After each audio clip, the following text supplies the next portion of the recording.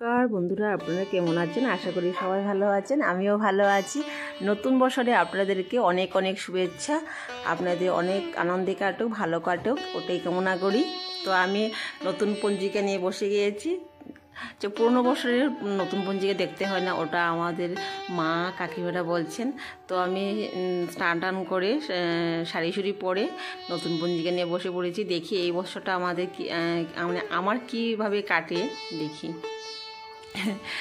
তো আমি না ওকেশন আছে শাড়ি পরতে না আমার ভীষণ ভালো লাগে, মানে বহুতই ভালো লাগে। তো আমার ওটা হলো চৈত্র সংক্রান্তির দিন। তো চৈত্র সংক্রান্তির দিন আমরা বিভিন্ন পাতা, যেরকম নিম পাতা, আমের পাতা, তারপর দুর্বা, কুলবড়ির পাতা, শস্য সঙ্গে হলুদ নিয়ে আমরা বেটে গায়ে লাগিয়ে স্নান করি, ওটা আমাদের নিয়ম আছে। তো আমি সবজি নিয়ে বসে গিয়েছি, বড়মশাই সবজি নিয়ে এসেছেন।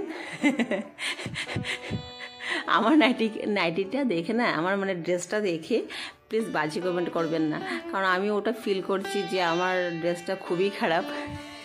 সংসারের কাজ বাজ সেরে বাচ্চাকে সকাল সকাল স্নান করে তারপর আমি সবজি গুছাতে বসে গিয়েছি। তো আমাদের ঘরে অনেক সবজি মানে আনা হয়, সবসময় আনা হয়, কারণ আমাদের তো নিরামিষ 12 মাস খাওয়া হয়, তার জন্যই। তো আমরা পরম প্রেমময় শ্রী ঠাকুর অনুকূলচন্দ্রের ঠাকুরের দীক্ষিত প্লাস সৈস্তেনী, তো তার জন্য আমাদের সবজিটাও বেশি লাগে। ওরকম সবজি আমাদের ঘরে সবসময় আনা হয়। তো অনেক ধরনের সবজি নিয়ে এসেছেন আমার হাজব্যান্ডে। তো আমি স্নান টান করে আমি রান্না করাতে বসে গিয়েছি। ওটা টমেটো চাটনি আর সঙ্গে লাবড়া বসিয়েছি, অনেক পদ রান্না করেছি। তো এই দিনের চৈত্র সংক্রান্তির দিন কোনো কিছু মানে ফেলতে হয় না, সব কিছু খেতে হয়। তো আমি 6 পদ রান্না করেছি। তিতা করলা ভাজি বানিয়েছি, 12 পাতা শাক আমাদের খাওয়া হয়, আর ডাল বানিয়েছি। লাস্টে বানাবো নিম পাতা ভাজি। তো ওই দিনের দিন তিতা শাক সবজি, মানে তিতা জাতীয় শাক সবজি খেতে হয়, আমাদের ওটা নিয়ম চৈত্র সংক্রান্তির দিন। তো আমাদের বাবার বাড়ির দিকেও ওই নিয়মটা আছে। আমাদের বাবার বাড়ির দিকে আমিষ খায়, কিন্তু আমাদের মানে বাবার বাড়ির দিকে চৈত্র সংক্রান্তির দিন নিরামিষ খাওয়া হয়। তো নিম পাতা ভাজি আমি করেছি। নিম পাতার মানে যে ভাজি করার সময় যে মানে গন্ধটা বাইর হয় না, আমার না সবগুলি খেতে ইচ্ছে করে। তো এত নিম পাতা ভাজি তো খাওয়াও যাবে না, কারণ গ্যাসের জন্য প্রবলেম হবে। আমার শ্বশুরমশাইও ভীষণ পছন্দ মানে নিম পাতা ভাজি, ওনারও ভীষণ ভালো লাগে নিম পাতা ভাজি খেতে।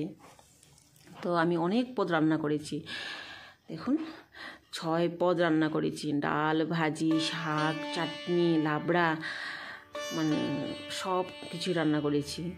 তো আমি ওটা হলো পয়লা বৈশাখের দিন। তো আমি স্নান টান করে ঠাকুর পূজা সেরে ঠাকুর পূজা সেরে আমি আলতা দিতে মানে বসে গিয়েছি, আলতা লাগাতে বসে গিয়েছি। তা আমি অকেশন আছে আলতা পরতে না আমার ভীষণ ভালো লাগে। যেরকম লক্ষ্মী পূজা, দশমী, দুর্গা পূজার দশমীর দিন আমার আলতা পরতে না ভীষণ ভালো লাগে। তো শাড়ি পরতেও ভালো লাগে, কিন্তু শাড়িটা খুব কম পরা হয় আমার। শাড়িটা অনেক কম পরি আমি।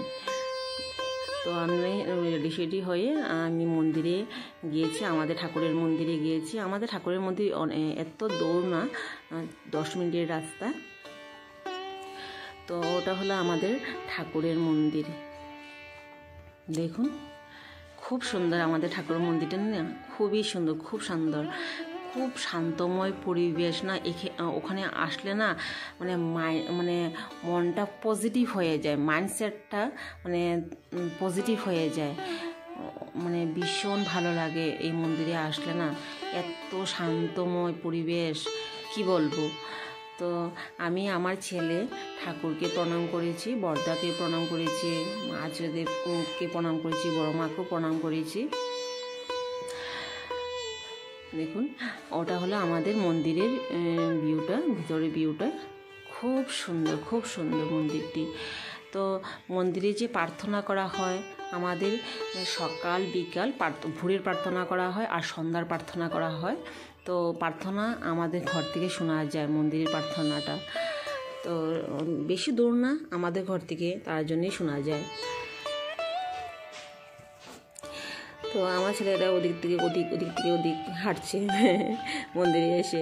তো ঘরে এসে ওর পিসিকে প্রণাম করেছে, ওর পাপ্পাকেও প্রণাম করেছে, আমাকেও প্রণাম করেছে। কারণ ছোটোবেলা থেকে বাচ্চাদেরকে সংস্কার জিনিসটা শেখাতে হয়।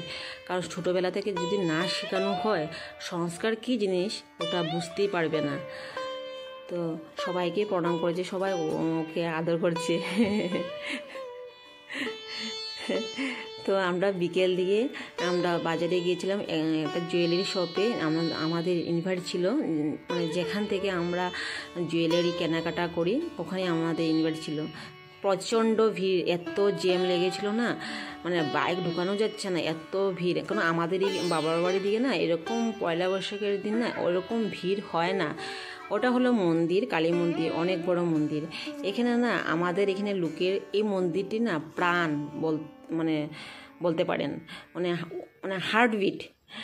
এই মন্দিরে মানে কি যে কোনো অকেশন, যে কোনো ফেস্টিভ্যাল, দুর্গা পূজা, কালী পূজা, তারপর মানে সরস্বতী পূজা, সব অকেশনে এই মন্দিরটির মধ্যে না প্রচণ্ড ভিড় হয়। তো ঠাকুরমশাই আরতি করছেন আমাদের কালী মন্দির। ওটা কালী মূর্তিটি অনেক ছোট, রূপপুর কালী মন্দির। এখানে সবাই ধূপকাঠি মোমবাতি জ্বালিয়ে দিচ্ছে। এখানে না হাঁটু গেড়ে প্রণাম করার ক্ষমতা নেই। তো মানে এত ভিড় হয়। আর মন্দিরটি খুবই সুন্দর, অনেক বড় মণ্ডপটি। আমি কোনোদিনও পয়লা বৈশাখের দিন আমি যাই না বাইরে, কিন্তু এই বছর গিয়েছিলাম, আমাদের ইনভাইট ছিল। আমার ভিডিও যদি ভালো লাগে প্লিজ কমেন্ট করে জানাবেন।